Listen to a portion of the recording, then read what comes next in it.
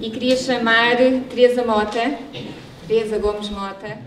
A Teresa Gomes Mota é médica, cardiologista, escritora também, investigadora. Tem vários livros publicados, tal como o Sérgio, mas ao contrário do Sérgio, que ainda não tivemos o privilégio de publicar nenhum livro dele, a Teresa, sim, o Admirável Placebo, que iniciou uma linha editorial de caminhos de Pax,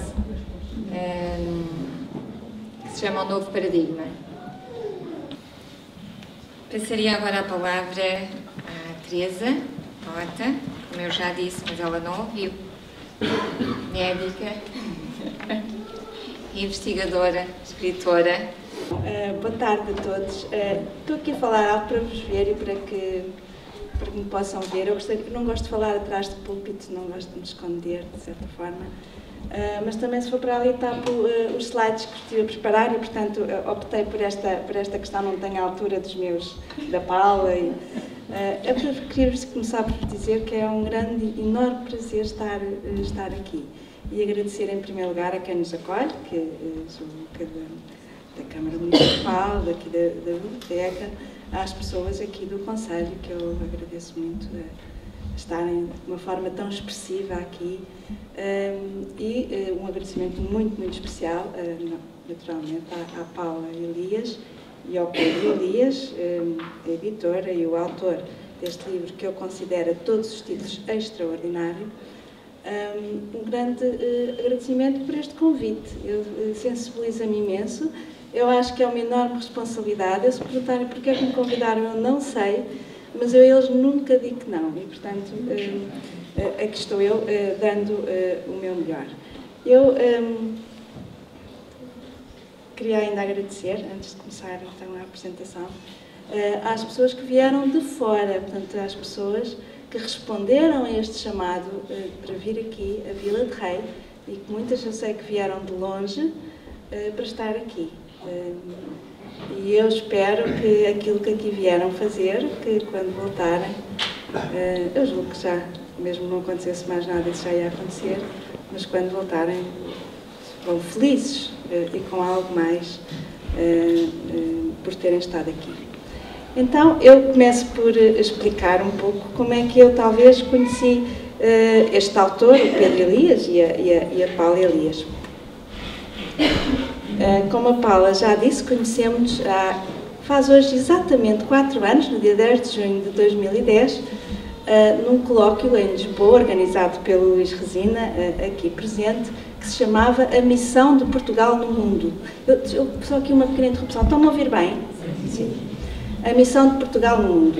Eu tinha acabado de escrever um livro chamado A Alma de Isabel, que falava um pouco nessa missão também, e o Pedro Elias estava também nesse colóquio para apresentar, ele tinha mesmo planeado apresentar um livro que ele tinha escrito e que tem aqui também disponível, um livro também muito bonito, chamado Janelas entre Dois Mundos.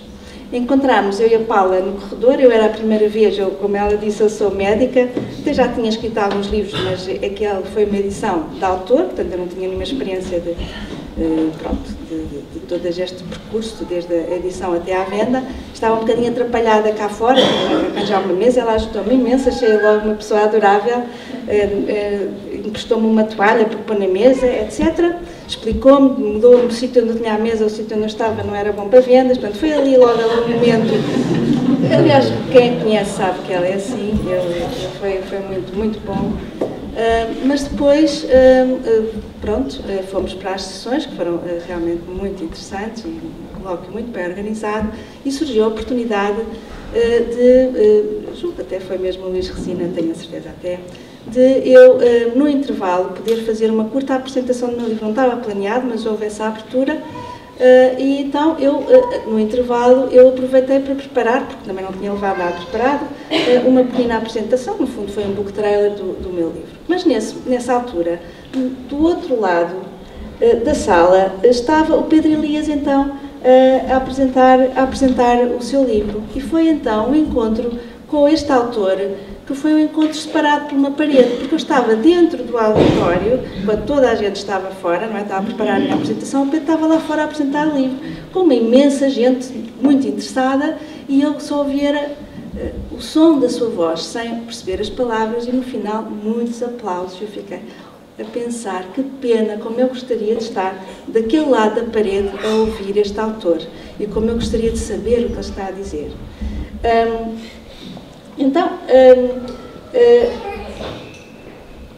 Depois eu fiquei com um livro das janelas, e aquilo que ele possivelmente estava a dizer era qualquer coisa como Portugal como porta-estandarte deste Império Novo, o quinto, esse Império do Espírito, santificado pela consciência do Filho, que nos impulsiona para a ação em prol de um mundo novo. Isto é algo que vem também acompanhando o livro que ele escreveu, e que eu escolhi estes textos porque eu, do outro lado, estava a apresentar, pelas minhas palavras e pela minha própria visão, algo muito parecido, sem ter conhecimento que ele nos tinha juntado naquele momento para dizer as mesmas coisas. Este novo paradigma, no entanto, não pode nascer de uma mente formatada pelos valores instituídos, mas de uma mente liberta que esteja em plena sintonia com a alma, dar o espaço necessário dentro de nós para que esta se manifeste através da nossa ação consciente. Então, aqui está eu, depois, do outro lado. O meu livro, também tenho que fazer um bocadinho de publicidade, ele também está aí à venda, embora não seja minimamente o intuito, nem sabia que a Paula tinha tido esta simpatia, mas realmente está. Fala das mesmas coisas que o Pedro fala nos seus livros, numa perspectiva diferente, é a perspectiva que eu tenho olhando para dentro, através de mim própria. E então, foi um livro que eu escrevi à procura de quem era a Rainha Santa Isabel, como é que ela, o que é que ela pensaria, como é que ela seria, por onde é que ela andou. E quando estava nessa busca da Rainha Santa Isabel, eu cheguei, como o Pedro chega muito melhor e com muito mais facilidade, mas eu tive esse vislumbre da alma de Portugal. E, portanto, de certa forma, estávamos nós a contar a mesma história, cada um de perspectivas diferentes. Foi um momento em que a vida nos juntou.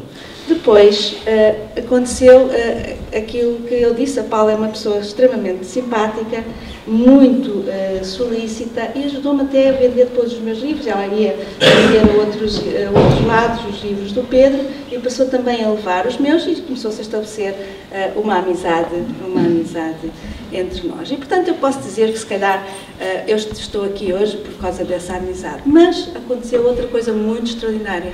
Outro momento que não tem a ver com uma ligação, enfim, de simpatia, de convívio, mas algo que eu vos vou contar, uma outra história que me trouxe aqui a Vila de Rei. Eu estava, a minha família é de Trás-os-Montes, eu gosto muito de lá ir, e ultimamente tenho ido lá muito, passo muito tempo de volta das oliveiras e volta do campo, portanto é um pouco o retorno a estas coisas simples que o Pedro também fala nos seus livros e que me dá extremamente dá muito gosto, e faço muito e sempre que posso. Então tinha estado 4 ou 5 dias de volta das silvas, o que nesse fim de semana tinha andado a cortar silvas, que estava a invadir um local onde eu queria pôr um pequenino pomar, e estava muito bem, muito tranquila. Quando vim para Lisboa, o meu marido vinha a conduzir a viagem do sítio onde eu estou, que é de Trás-os-Montes até Lisboa, por cerca de 5 horas, uma viagem longa. O meu marido vinha a conduzir, mas eu vinha com a cabeça muito tranquila, muito limpa de problemas, destas coisas que nos afligem do dia-a-dia. Quando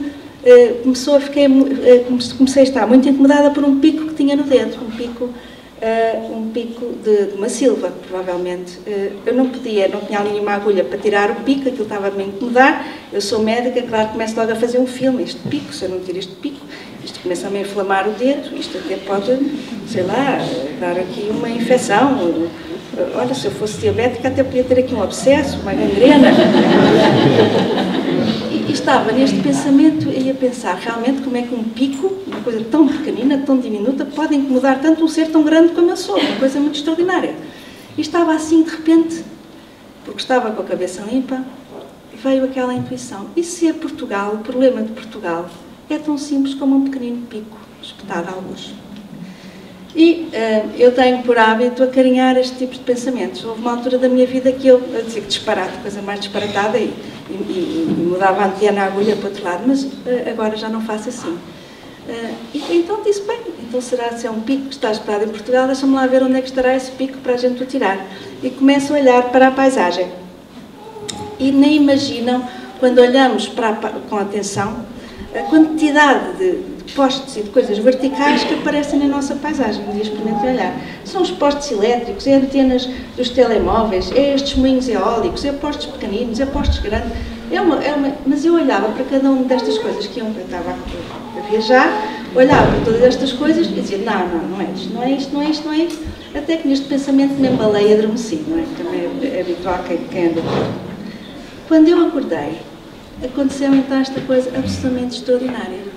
Estava na autoestrada, neste momento na A23, e aparece uma placa na autoestrada, que é esta, que provavelmente aqui todas as pessoas conhecem, e que dizia Centro Geodésico Nacional Vila de Rei. E o que estava era um pico, realmente. E eu, quando olhei, disse, é isto, só pode ser isto.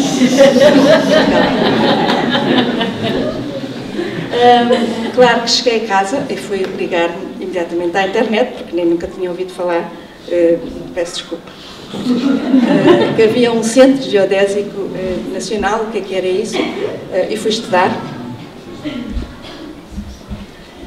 E até descobri que realmente Vila de Rei está, dobrando o mapa em 4, está exatamente no centro, que isto é o ponto zero dos mapas, portanto, todas as coordenadas, este é o ponto 00, que também serve de base, este ponto, para as quadrículas militares, enfim, é um centro geodésico nacional. E então também não descansei enquanto não meti no carro e vim cá ver este sítio, e o que é que seria este dito pico. E aqui está o que eu encontrei, que todos conhecem, que é um símbolo aqui de Vila de Rei. Vejam só, não só a forma, como é realmente um pico, como inclusivamente chama-se Picoto da Melriça. Claro, não tive dúvidas, é aqui que está o pico. Eu por um tempo ainda pensei, realmente aqui temos é que tirar o pico, e eu peço desculpa aqui hoje. E ainda falei com a Paula como é que nós devemos tirar isto daqui. Eu agora fiz uma conspiração para tirar o pico. E até comecei a conspirar, mas a vida disse-me logo que não era a questão, não era tirar daqui o pico. E eu hoje olho para isto e até penso, o pico até já parece que já está a sair, não é? Porque já está completamente a sair. Mas o que ficou daqui, que foi mais importante para mim, era se este pico aqui neste sítio tinha tanta influência, era porque o sítio é realmente importante. E o que eu retirei daqui foi da importância que este sítio tinha, sem saber porquê, mas como era vital este ponto para Portugal. E claro que aqui a vida, quando eu disse que me juntou novamente com o Pedro, juntou porque quando eu fui contar à Paula e ao Pedro isto como tinha acontecido, e eu contei a poucas pessoas, estou agora a partilhar convosco porque estes livros do Pedro estão a sair e, portanto, ele próprio a afirmar que este local é fundamental.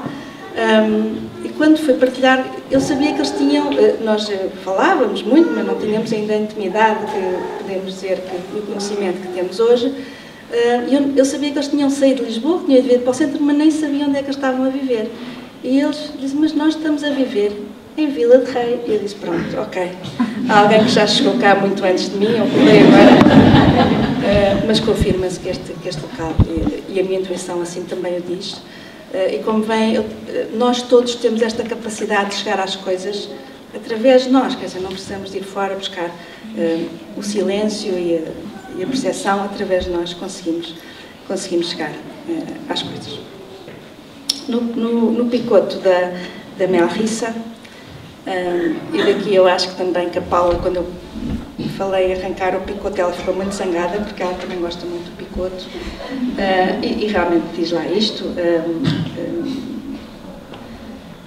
Assincionam 7 séculos de história municipal, porque, como sabem, pelo menos as pessoas de cá, quem não sabe, quem não é de cá talvez não saiba, mas esta vila de Rei teve foral por rei Dom Dinis, e, portanto, na comemoração dos 7 séculos do foral de Vila de Rei, então, pôs-se esta placa e se diz: assincionam 7 séculos de história municipal e se pretendem lançar neste solo fecundo as sementes de esperança num futuro mais radioso.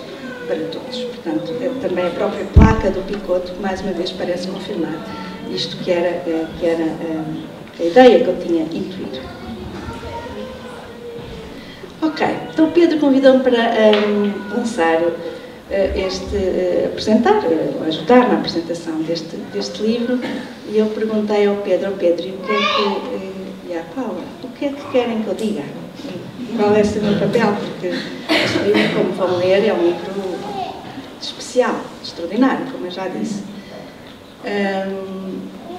E o Pedro disse, ele diz, apresenta, fala, o que o teu coração disser.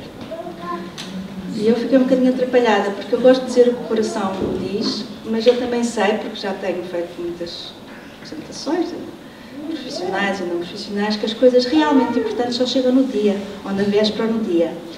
E até lá a pessoa não pode viver na ansiedade de não saber o que é que vai dizer até chegar o momento. Então, só está bem, Pedro, mas eu tenho que estruturar minimamente a apresentação. Ele diz, pois é, eu salto sem rede. E, portanto, eu hoje acho que ele também está aqui para dar o salto. Eu não sei o que vou dizer. Está a prova. Mas eu, então, preparei uma rede para a apresentação. Algumas coisas sobre a apresentação do livro. A primeira coisa que eu vos queria dizer, para aqueles que não conhecem ainda este autor, é que este livro é o terceiro de uma trilogia.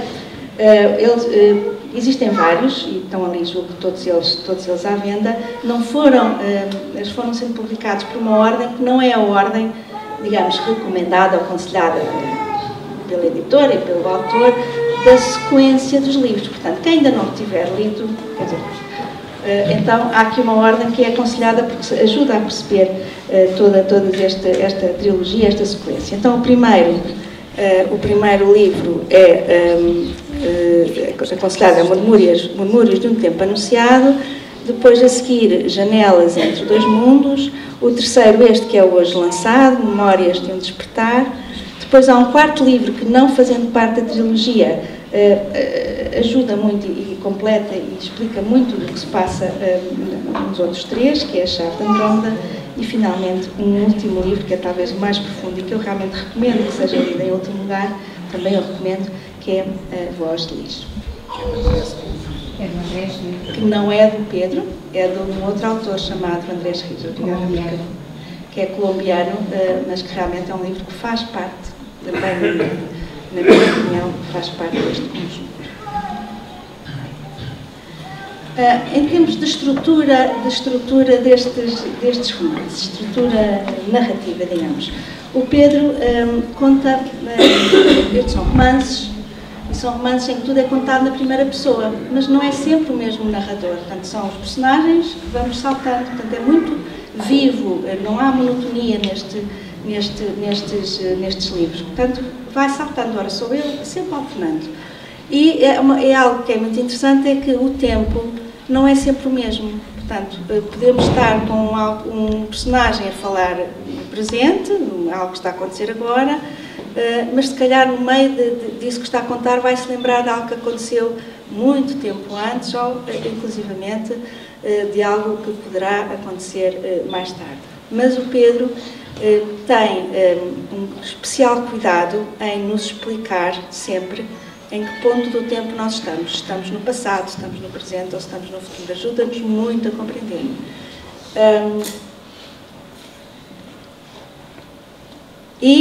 Tem uma outra característica, este autor, que é muito agradável para quem gosta de romances. Romances permitem que nós ponhamos as descrições de paisagens ou dos personagens, caracterização psicológica, etc., sem nenhum fim específico, só pelo enriquecimento da própria narrativa.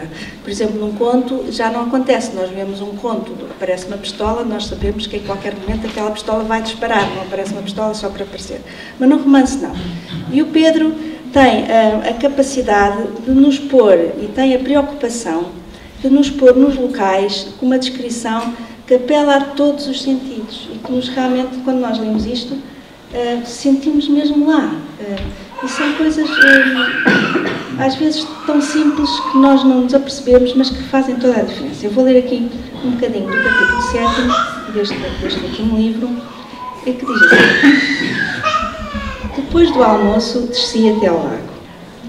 As suas águas estavam serenas, espelhando sem distorção toda a paisagem. Sentei-me junto da margem de olhar no horizonte. E, como sempre acontecia, o lago começou a falar comigo. Uma brisa levantou-se, brincando com os meus cabelos, e a água agitou-se em pequenas ondas que vinham na minha direção. Desde que ali chegara pela primeira vez e acampara nas suas margens há 50 anos, que aquele diálogo silencioso com o lago sempre acontecera, e ele nunca deixou de responder. Por vezes provocava-o pedindo que mudasse a direção do vento ou serenasse as águas, e a resposta era sempre imediata. Hoje, aquele lugar tornara-se o coração do mundo, e ali chegavam pessoas de todos os países para estar em contacto com aquele silêncio. Não havia mantras, nem orações, não havia discursos, nem ensinamentos. Apenas o silêncio. E vai continuando.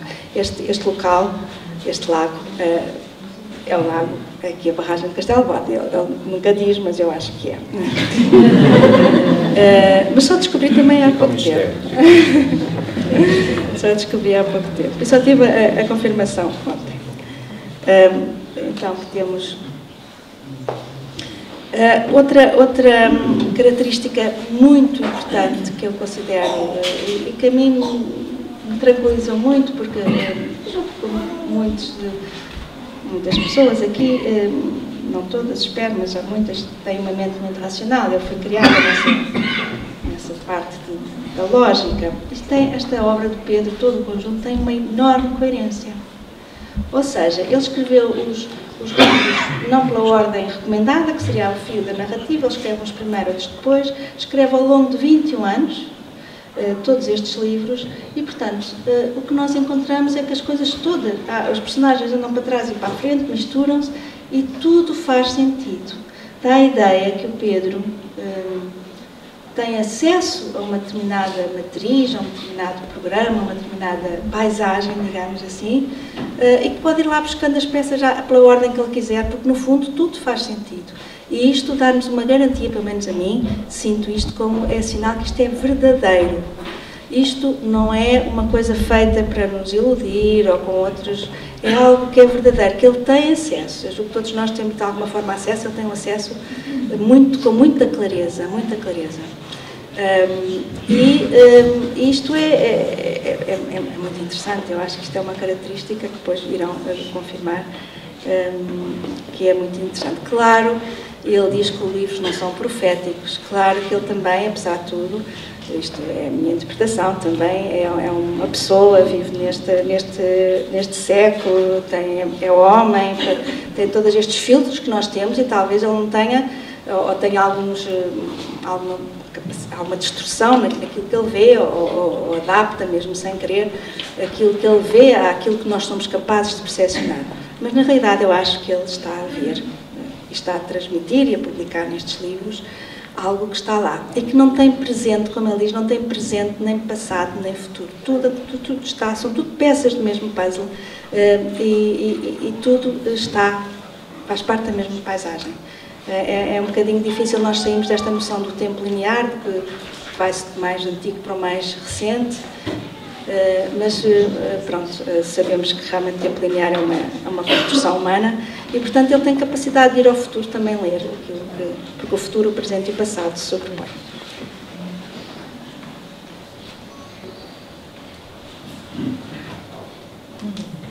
Estou com muita curiosidade de saber o que é que sei, que eu também, porque não me estou a lembrar.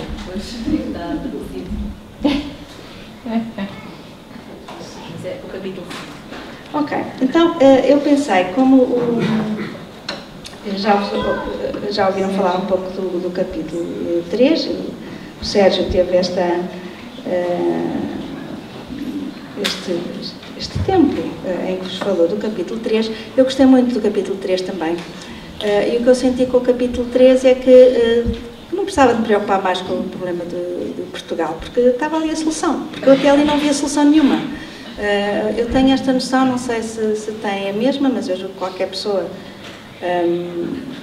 acabará por chegar a isso, que nós temos uma economia baseada no crescimento, temos de estar sempre a crescer. Quando não crescemos, isto entra em falência. Portanto, somos uma espécie de dona branca a nível, não é só Portugal, é a nível global. Os países têm que estar sempre a crescer para que a economia, este modelo económico, possa se ingrar.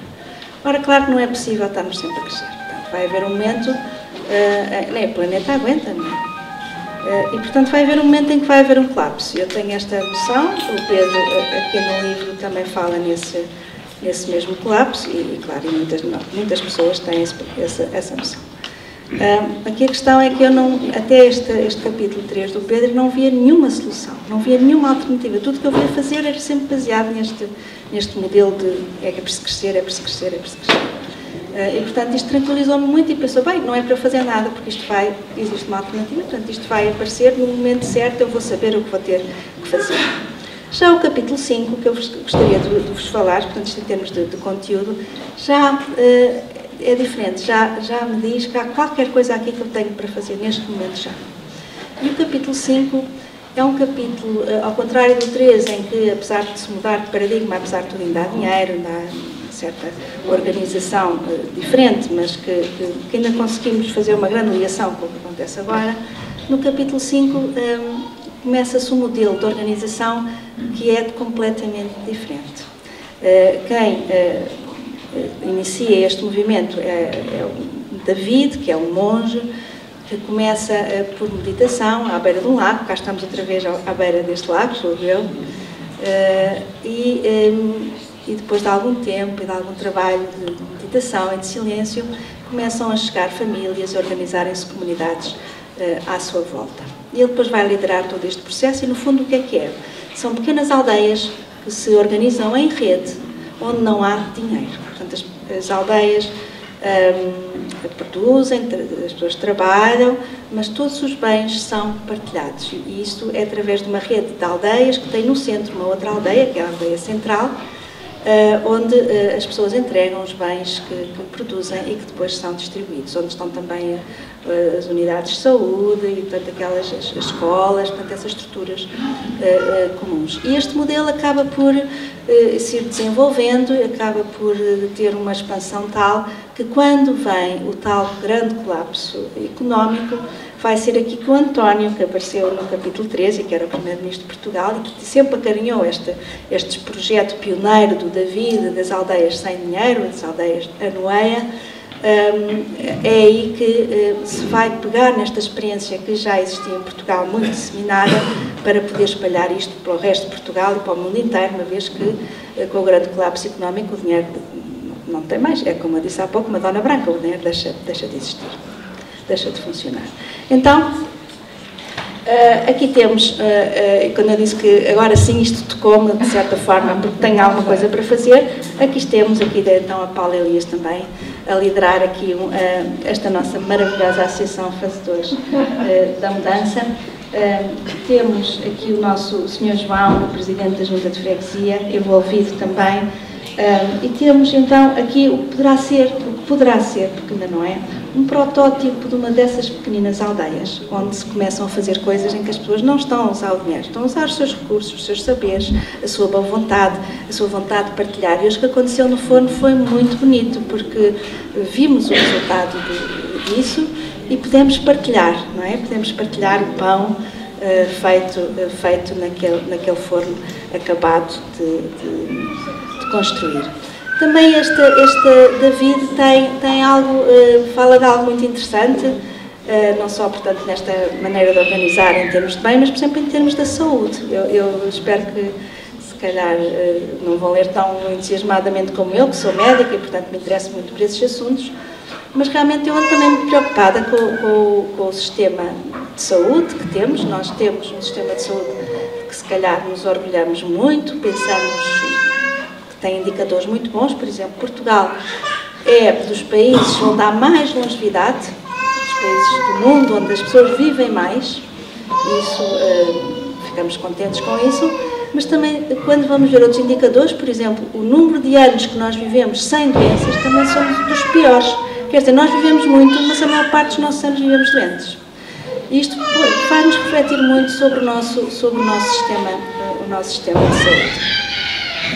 O David organiza um instituto de investigação, organizado de uma forma diferente, e dá esta ideia fabulosa aos investigadores, nomeadamente para a cura do cancro.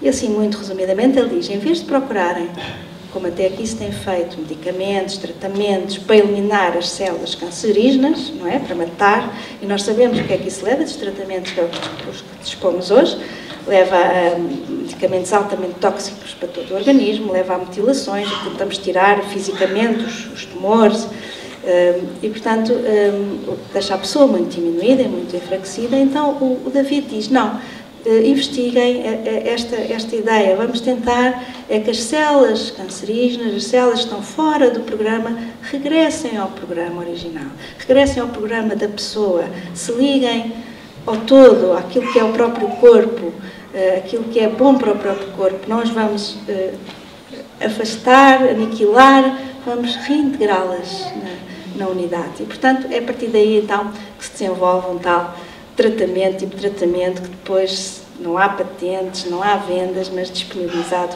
para todas as pessoas que deles precisem. Outra ideia também, só para terminar então em relação a este capítulo, eu não podia deixar de dizer, da mesma forma que o Sérgio se entusiasma muito com a parte da organização política, económica, eu entusiasmo também muito com estas questões da saúde. Eu tenho uma visão da saúde e que tenho tentado, de certa forma, desenvolver e interiorizar, porque ser formado num sistema de medicina convencional introduz-nos muitas dificuldades também, porque passamos a ver as coisas muito daquela maneira, não somos ensinados a ver outras vertentes, mas tenho esta ideia de que, e tento sempre, quando tenho alguma pessoa que me procura, tenho sempre esta ideia que a pessoa traz-me um problema, e traz-me também dentro dela própria a solução. E que o meu papel é fundamentalmente, não é tratar a manifestação física que ela traz com toda a rapidez para ela nem sequer sofrer nada, nem se aperceber, mas que ela tome consciência de qual é o seu problema e que ela tome consciência de qual é a solução para que a cura possa ser profunda. Porque eu fico sempre com a dúvida, quando nós tratamos um problema físico, e que nada mais se faz, apenas se retira o problema, se ele não vai ter expressão depois, mais tarde, de uma outra forma, e nos leva realmente a esta questão de sermos o país onde mais se vive, mas com pessoas mais doentes. E, portanto, tenho esta ideia de que nós, profissionais de saúde, devemos ser, de certa forma, um espelho para a pessoa, uma ajuda para a pessoa ver onde está o seu problema e onde está a sua solução. E o Pedro propõe aqui, neste capítulo 5, que se criem uma série, também nestas aldeias, uma série, e para o país todo, de núcleos de cura. E, portanto, no fundo seria isto, uma cura holística, uma cura da pessoa como um todo, não só a parte física, núcleos onde a pessoa tome consciência de si própria, da sua alma, se ajuda a encontrar, no início de forma assistida e depois, quando a pessoa se sente está mais preparada, núcleos de silêncio, é a proposta do Pedro, em que haja locais que possam receber as pessoas e onde a pessoa possa estar sozinha, aí consigo própria, para se encontrar a sua alma, se alinhar. Isso seria a forma realmente da cura profunda, a cura verdadeira de todos os nossos problemas, o encontro consigo próprio. Eu não vou falar de mais capítulos, até porque já me alonguei um pouco. Há alguns capítulos daqui para a frente que eu, se alguém quiser falar deles, terá que ser o Pedro. São capítulos, para mim, já um pouco mais difíceis, mais herméticos. Não conseguiria, de forma nenhuma, explicá-los, embora a leitura me tenha feito também muito bem a compreender muitas coisas que eu não tinha compreendido até agora e, portanto, tenho a certeza que vão também gostar muito de ler. É muito interessante, para mim, claro. É que aquilo que está a passar ali em Dornes, em que eu assisti ontem, mas todas as semanas vêm de umas freguesias, vêm com os sírios, vêm fazer a festa, quando isto vai, quase que é partilhar comida, quase que é o protótipo, um protótipo já há desde há séculos, destas aldeias Anoeia que o Pedro fala, portanto, uma aldeia central em que as outras já voltam, as freguesias vêm partilhar, vêm trazer. E, portanto, foi interessante.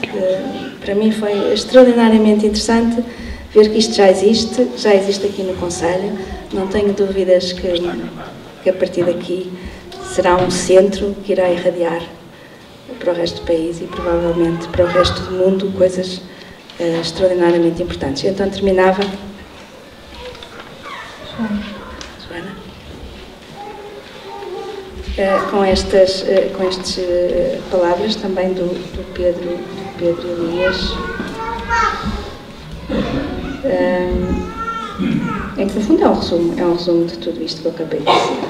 Desde a reforma do velho paradigma realizada pelo António enquanto Primeiro-Ministro até à implementação de um novo modelo civilizacional pelas mãos de David, Portugal ergueu-se das cinzas, cumprindo a missão para a qual foi fundado.